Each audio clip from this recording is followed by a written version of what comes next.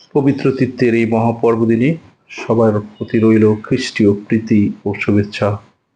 রবিবাসের ওই প্রভুর দিনটিতে আমরা তীর্থ পরমেশ্বরের মহিমা বন্দনা করি, পবিত্র তীর্থের প্রশংসা করি। যে তীর্থের নাম নিয়ে আমাদের জীবনের শুরু হয়, যে তীর্থের নাম নিয়েই আমরা এই পৃথিবী থেকে বিদায় নিই, সেই পবিত্র তীর্থ আমাকে আপনাকে ঘিরে রয়েছে। খ্রিস্টীয় জীবনের শুরু থেকে শেষ পর্যন্ত এই তীর্থ পরমেশ্বরের নিত্য প্রেম ও ভালোবাসা আমাদের সবার উপর বিরাজ করছে। আমরা যদি দেখি, সেই শুরুতেই আমরা পিতা বলে যাকে জানি, সেই ঈশ্বর, যিনি ইয়াহওয়ে, যিনি আমাদের সব কিছু জানেন, যিনি আমাদের সব কিছুর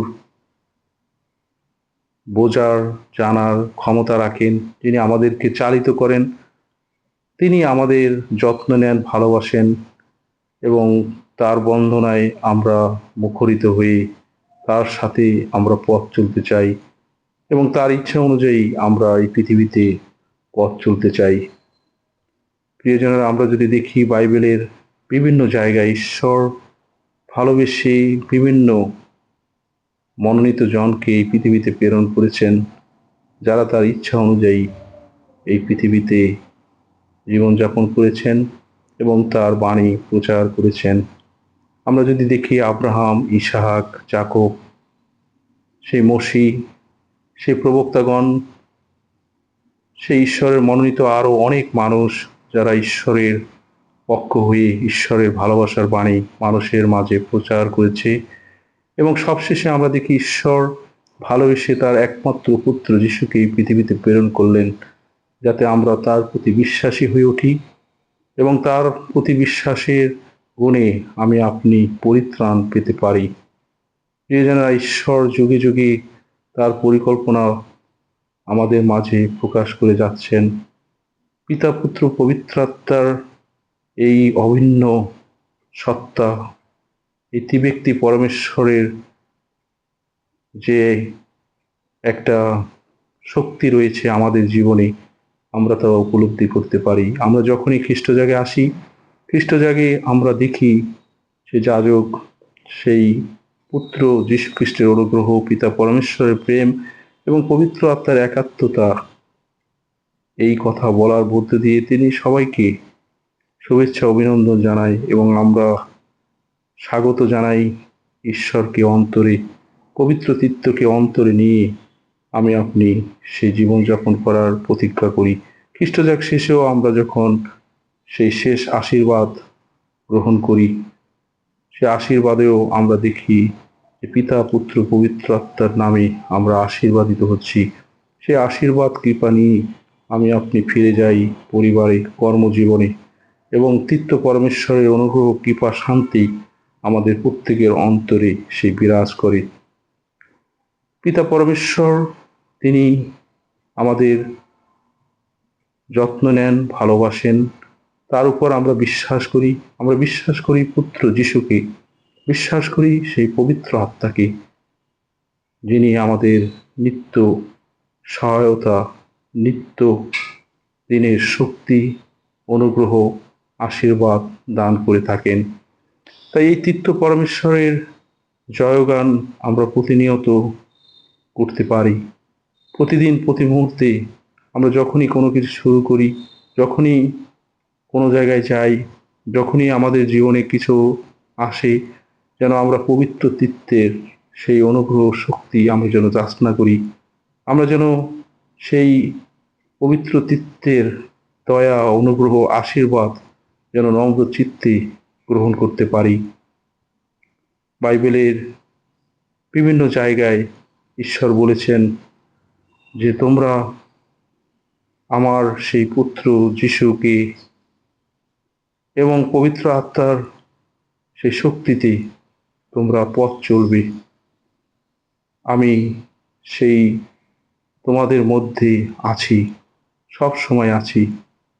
ঈশ্বর হলেন আদি এবং ঈশ্বরই অন্ত।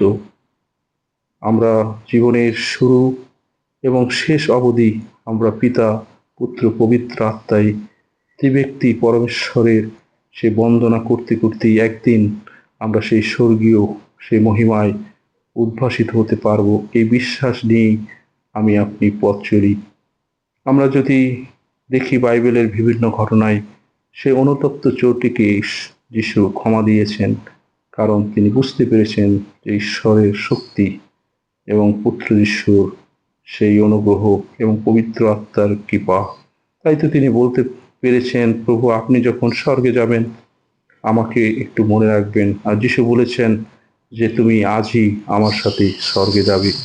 প্রিয়জনেরা, একজন খ্রিস্ট বিশ্বাসী হিসাবে বাপ্তিস্মের মধ্যে দিয়ে আমরা যখন দীক্ষা স্নান গ্রহণ করি, আমরা যখন খ্রিস্টের প্রতি আমরা যখন বিশ্বাস স্থাপন করি, তখন প্রয়োজন যেন বিনম্র হৃদয় নিয়ে আমরা প্রভু যিশুকে অনুসরণ করি, তার উপর ভরসা রাখি এবং তার উপর আস্থা রাখি।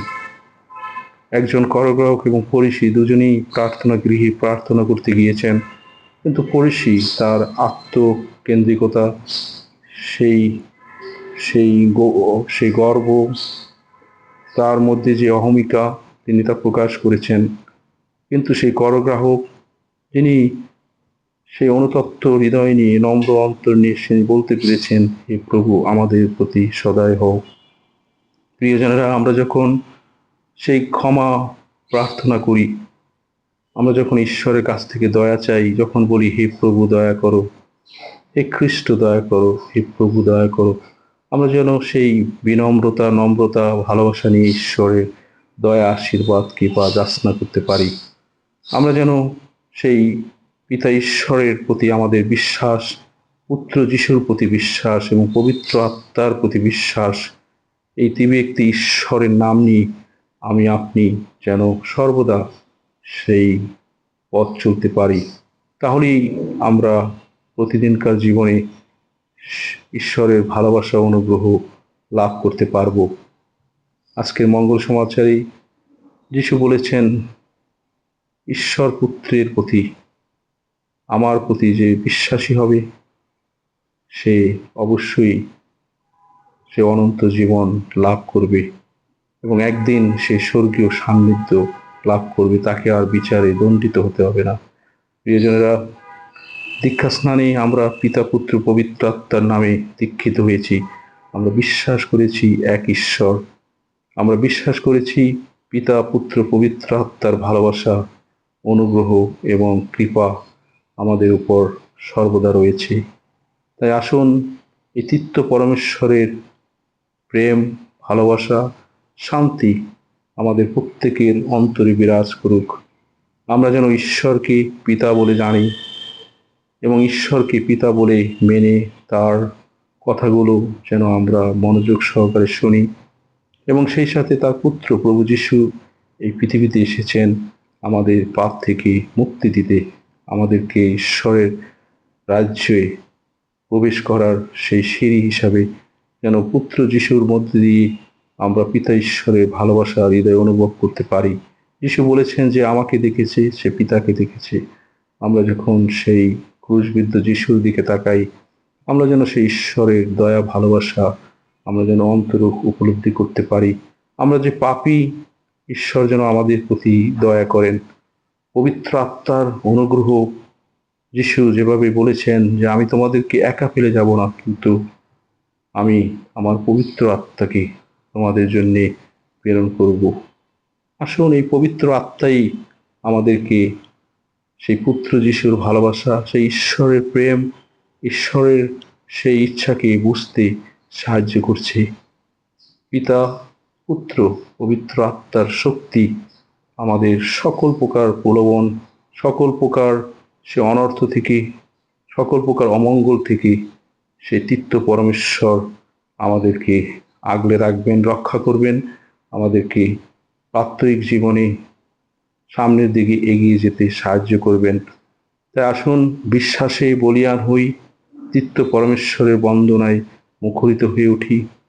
আমরা আমাদের দৈনন্দিন জীবনে যখনই আমরা কোনো কিছু শুরু করব, কোনো কিছু করতে যাব, তখনই যেন আমরা এই পিতা পুত্র পবিত্র আত্মার নাম স্মরণ করে আমরা যেন ভক্তি, ভালোবাসা, অনুতপ্ত বিনম্র হৃদয় নিয়ে আমরা যেন সেগুলো সম্পন্ন করতে পারি। আজকের এই বিশেষ দিনে, এই মহাপর্ব দিনে তৃতীয় পরমেশ্বর আমাদের সবাইকে অনেক অনেক কৃপা আশীর্বাদ দান করুক। আমেন।